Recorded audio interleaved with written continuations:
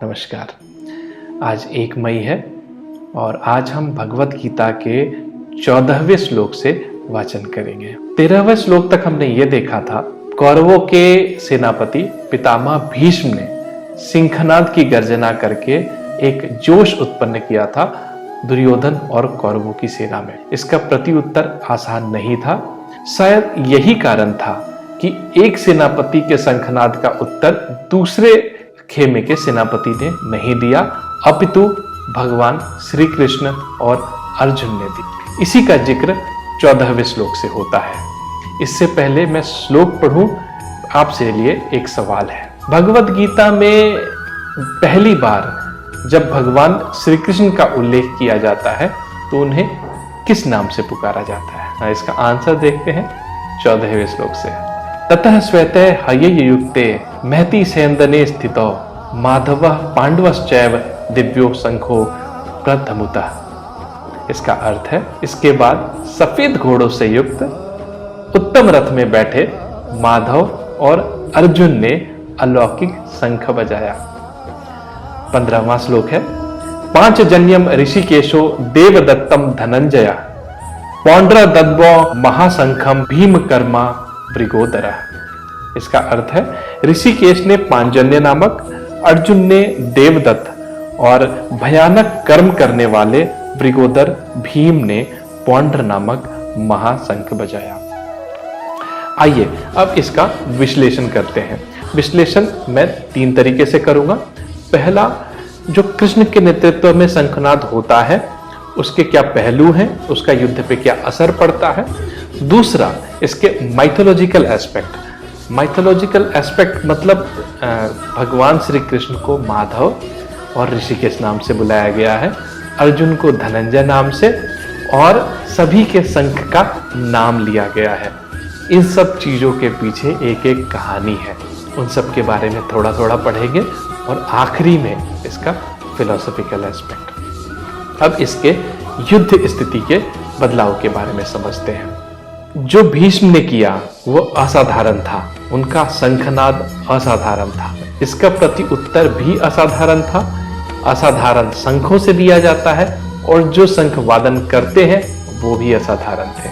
जी हाँ, भगवान कृष्ण ने जब पांचजन्य नामक शंख से गर्जना की तो उनके साथ अर्जुन ने, भीम ने, बाकी के पांडवों ने और पांडवों के साथ जो महारथी थे उन सब ने शंख बजाया।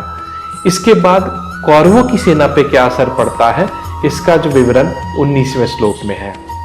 सघोषो धार्तराष्ट्राणाम हृदय यानी वेदार्थः नमश्च पृथ्वी चैव तुमुलो नुनादयत। अर्थात, और इस भयानक ध्वनि से आकाश और पृथ्वी को भी गुंजाते हुए धृतराष्ट्र यानी आपके पुत्रों को, हृदय को विचलित कर दिया। ये असर था इस दिव्य ध्वनि का। अब आते हैं इसके माइथोलॉजिकल एस्पेक्ट पे। भगवान श्री कृष्ण को माधव के नाम से संबोधित किया है। माधव का अर्थ होता है माँ से माता लक्ष्मी, धव मतलब उनको धारण करने वाले, उनके पति अर्थात भगवान विष्णु। माधव भगवान विष्णु का नाम है। श्री कृष्ण को माधव एक दूसरे कारण से भी कहा जाता था। श्री कृष्ण ने मधु नामक राक्षस की हत्या की थी, उसकी वजह से उनका नाम मधुसूदन भी था। इसके बाद उनको ऋषिकेश कहा गया है 15वें श्लोक में। इसका कारण यह है कि भगवान श्री कृष्ण ने अपने योग शक्ति से अपनी सारी इंद्रियों पे पूरी तरह से नियंत्रण करना सीखा था, मास्टर ऑफ ऑल सेंसेस, इसीलिए उनको ऋषिकेश कहा गया है।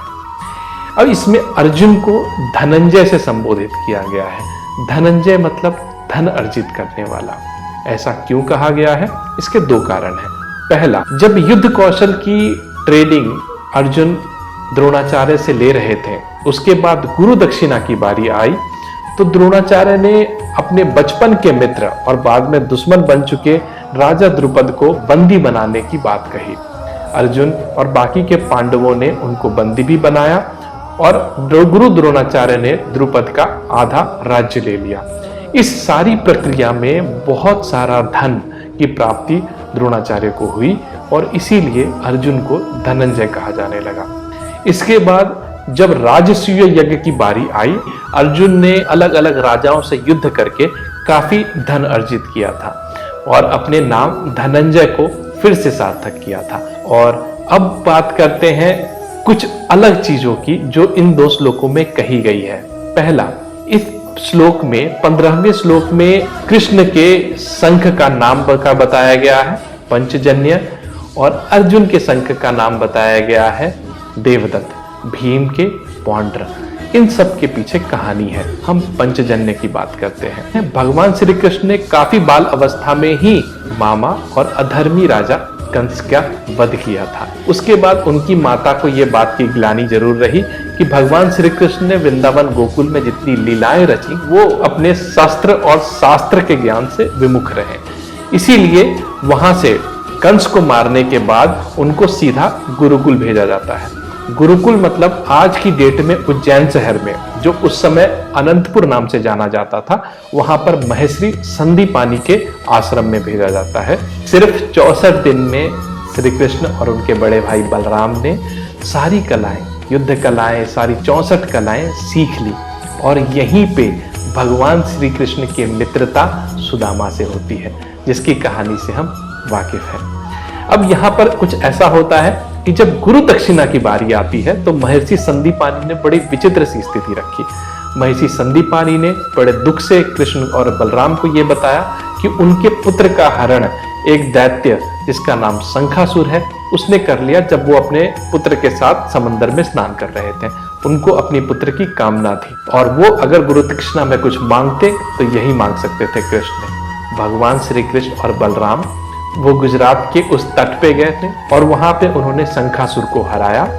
शंखासुर पंचजन्य नाम के एक बड़े से शंख के अंदर रहता था और बाद में उनको हराने के बाद, शंखासुर को हराने के बाद यही शंख श्री कृष्ण ने धारण किया और यही शंख पांचजन्य के नाम से प्रसिद्ध हुआ। इसमें एक और तथ्य है जो आपको थोड़ी रोचक लगी होगी, उसमें यह कि ऐसा पहले अब तक किसी भी श्लोक में किसी भी महारथी या रथी के बारे में नहीं बताया गया है कि उनके आगमन की स्थिति में उनके रथ का जिक्र किया जाए। ऐसे जिक्र किया गया है, ततः स्वतः ध्याये युक्ते महति सयंदने स्थितो, अर्थात उजले घोड़ों से सज्ज एक सोने का रथ पर सवार होकर पर बैठे माधव और अर्जुन शंख की गर्जना करते हैं। आखिर इस रथ की क्या खासियत थी? ये कहानी है कि भगवत गीता के दिन के लगभग 13 साल पहले जब पांडवों को अपना एक अलग एरिया मिला था राज्य स्थापित करने के लिए, खांडवप्रस्थ अर्थात इंद्रप्रस्थ जो आजकल दिल्ली में है, वहां पर जंगल को हटाने के लिए अर्जुन और कृष्ण जाते हैं। वहां पर उनकी मुलाकात खुद अग्निदेव से होती है। अग्निदेव की हालत अच्छी नहीं थी, उनका सेहत खराब चल रहा था और अग्निदेव की हालत ठीक करने के लिए जो उपाय था वो था उस जंगल को जलाकर कंज्यूम करना, क्योंकि उस जंगल में बहुत सारे हर्ब्स थे जिनसे मेडिकेशन से वो ठीक हो सकते थे। दिक्कत क्या थी इसमें? दिक्कत ये थी कि उसी जंगल में तक्षक नाम का सांपों का राजा रहता था और उसे भगवान इंद्र का संरक्षण प्राप्त था। तो जब जब अग्निदेव आग लगाने की कोशिश करते हैं तब तक इंद्रदेव बारिश करके आग बुझा देते। तो आखिर अर्जुन ने क्या किया? अर्जुन ने तीरों से एक छत बना दिया उस जंगल के ऊपर, ताकि इंद्रदेव द्वारा बारिश जो की जा रही है उससे जंगल में जो आग लगी है उसे न बुझाया जा सके। ऐसा ही होता है, जंगल जल जाता है और इसी चीज से प्रसन्न होकर अग्निदेव ने अर्जुन को ये रथ दिया था। रथ की कुछ खासियतें थी। ये पूरा सोने का था। इसमें जो स्टोरेज कैपेसिटी था, जो सामान रखने की क्षमता थी, वो बहुत ही प्रभावशाली थी। कहा जाता है कि जितना सामान 9 रथों में रखा जा सकता था वो एक रथ में रखने की क्षमता थी। इसके साथ साथ उसमें कभी ना शस्त्र खत्म हो ऐसी व्यवस्था थी और इसके साथ जो घोड़े थे वो दिव्य थे। दिव्य क्यों थे? क्योंकि कहा जाता है कि वो पृथ्वी, आकाश और पाताल तीनों में विचरण कर सकते थे। दिव्य रथ, दिव्य घोड़े। खैर, अब ये हो गई रथ की बात, माधव की बात, धनंजय की बात और इन 2 श्लोकों की बात। आइए इसका फिलोसफल एस्पेक्ट समझते हैं। हम सबको मूवीज देखना अच्छा लगता है ना, चाहे मूवीज देखना हो या अच्छा खाना खाना पर क्या होगा अगर हम दिन रात मूवीज देखेंगे? कोई चाहिए ना जो उसे नियंत्रण में रखे, ताकि हम उसका आनंद भी ले सकें लेकिन भ्रमित भी ना हो। कौन रखेगा नियंत्रण में? हमारा वो मन जो आज कहता है आज भर खाना खा लेते हैं, कल से सोचेंगे वेट मैनेजमेंट, या फिर वो मन जो आज कहता है आज नेटफ्लिक्स पे ये सीरीज देख लेते हैं, कल से पढ़ाई सीरियसली करेंगे। जो अर्जुन का रथ है, जो कृष्ण जिसके सारथी हैं, वो और कुछ नहीं हम ही हैं। और वो जो घोड़े हैं वो हमारी इंद्रियां हैं। अगर मान लीजिए हमारा रथ का घोड़ा पे कोई नियंत्रण न रहे तो क्या होगा? दिशाहीन नहीं हो जाएगा? इसी कृष्णा कॉन्शियसनेस को हम समझें भगवत गीता के माध्यम से। तो अब तक भगवत गीता में हमने ये देखा कि युद्ध का माहौल बन चुका है, स्टेज इज ऑलमोस्ट सेट। अब इसके बाद देखना है क्या होता है। क्या अर्जुन अपने आप का, अपना संयम बनाए रखेंगे? क्या वो पथ भ्रमित नहीं होंगे? क्या हम वो अर्जुन नहीं हैं जो रोज पथ भ्रमित होते हैं? मार्गदर्शन की इसी कड़ी को हम आगे जारी रखेंगे भगवत गीता के अगले श्लोक से। कल फिर मिलेंगे।